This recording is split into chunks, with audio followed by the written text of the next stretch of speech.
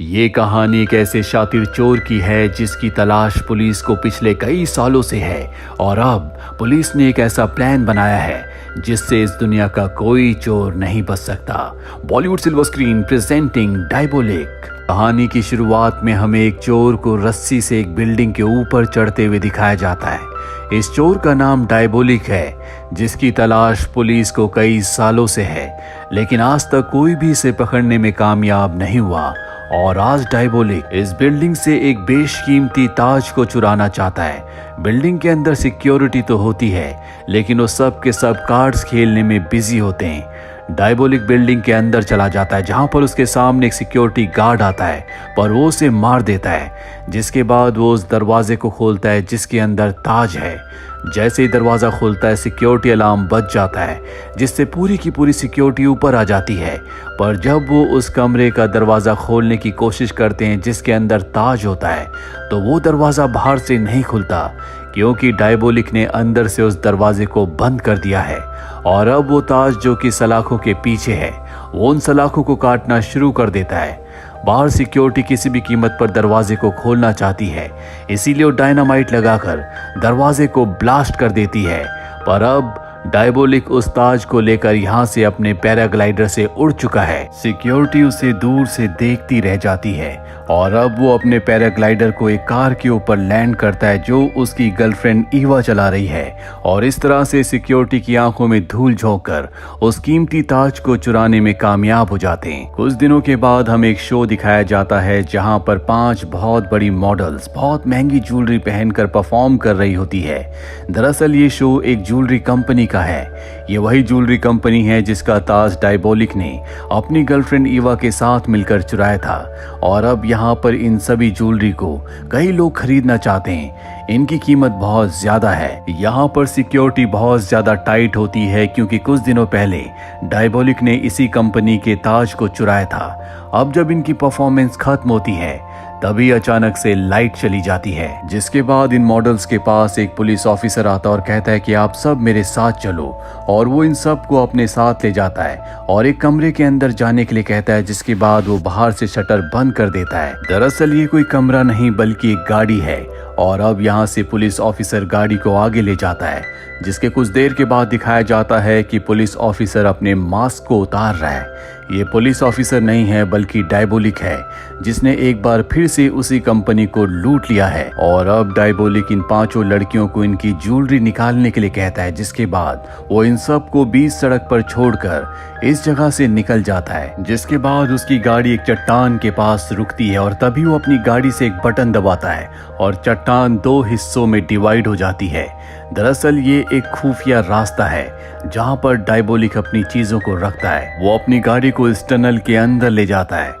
वहीं हमें उन 5 मॉडल्स को दिखाया जाता है जो पास के एक मोटेल में जाकर इंस्पेक्टर को कॉल करती हैं और कहती हैं कि हमारा प्लान कामयाब हो गया। दरअसल ये 5 मॉडल्स नहीं बल्कि सब के सब एजेंट्स हैं, और जो ज्वेलरी इन्होंने पहनी थी उसमें ट्रैकर लगे हुए हैं, यानी कि अब इंस्पेक्टर को पता है कि डायबोलिक कहां पर है। इसीलिए वो ट्रैकर के जरिए उसका पीछा करना शुरू कर देता है। वहीं डायबोलिक और ईवा को दिखाया जाता है जो इस चोरी के बाद बहुत खुश है। ईवा चाहती है कि अब वो इस देश को छोड़कर कहीं और चले जाएं, क्योंकि इनके पास काफी पैसे हो गए हैं। पर डायबोलिक कहता है कि अभी नहीं, अभी मुझे एक और चोरी करनी है। वह इंस्पेक्टर को दिखाया जाता है जो उस चट्टान के बाहर पहुंच जाता है, पर वह देखकर हैरान होता है कि वहां का रास्ता बंद है, पर ट्रैकर उसी तरफ इशारा कर रहा होता है। इसीलिए डायनामाइट से वो उस चट्टान को उड़ा देता है। वो देखता है कि उसके सामने एक बहुत लंबी टनल है। वहीं ब्लास्ट की आवाज से डायबोलिक को समझ में आ जाता है कि यहाँ पर पुलिस आ चुकी है। वो सीसीटीवी कैमरे में उन्हें देख लेता है और अब उसके पास यहाँ पर अपना सारा सामान छोड़कर भागने के अलावा कोई रास्ता नहीं है। इसीलिए ईवा के साथ वो यहाँ से भाग जाता है।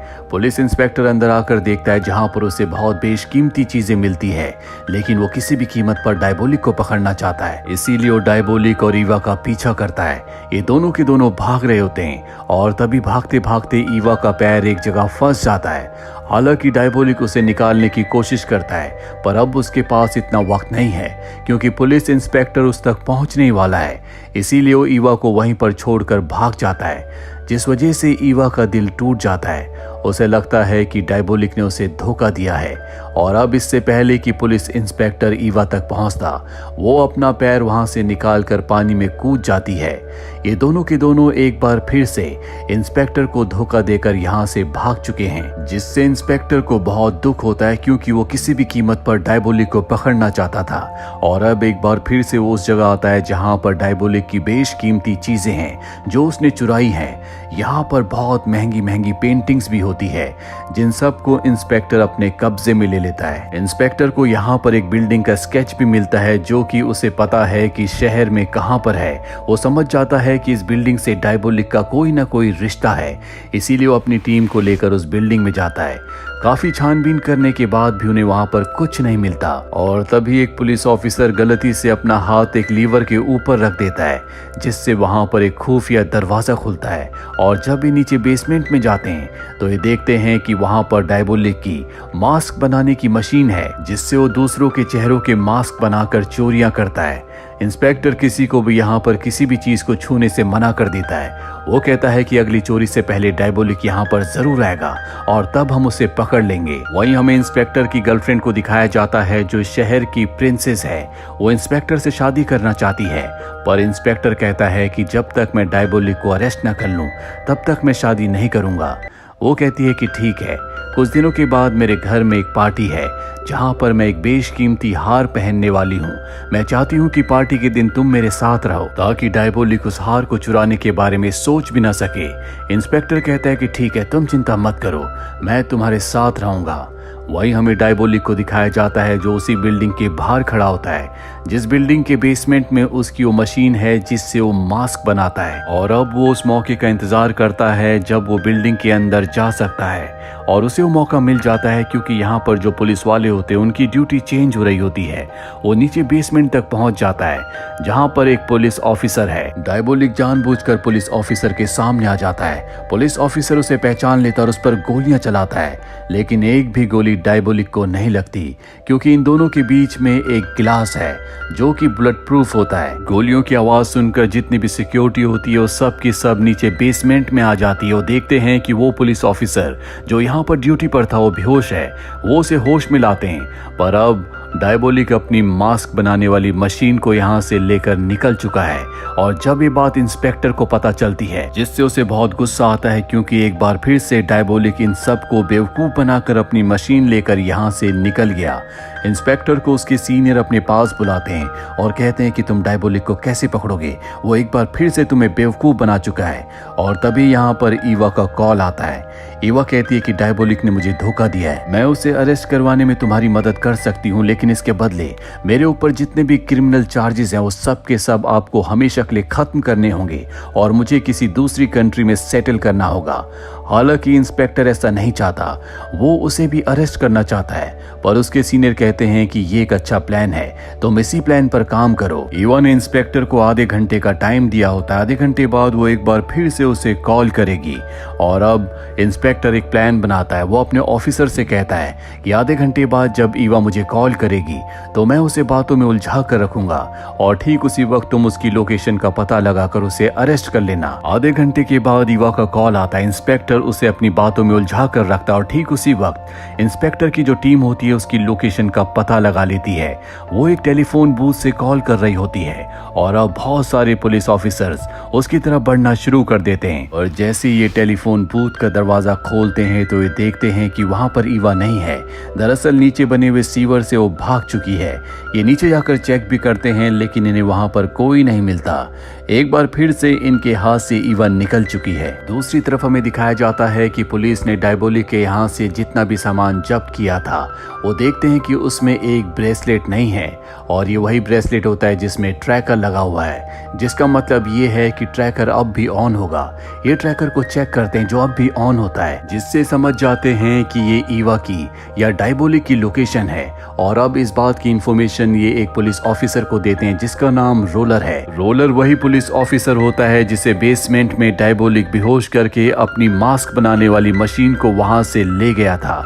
और अब रोलर उस जगह पहुंच जाता है जहां पर ईवा है। वो ईवा से कहता है कि तुम जहां पर खड़ी हो वहीं पर खड़ी हो जाओ। इसके बाद वो उसके पीछे जाता है, पर ईवा बड़ी चालाकी से उसके ऊपर हमला करके उसकी गन छीन कर उसे बेहोश करके उसी की गाड़ी से यहाँ से निकल जाती है। कुछ देर के बाद रोलर को होश आता है।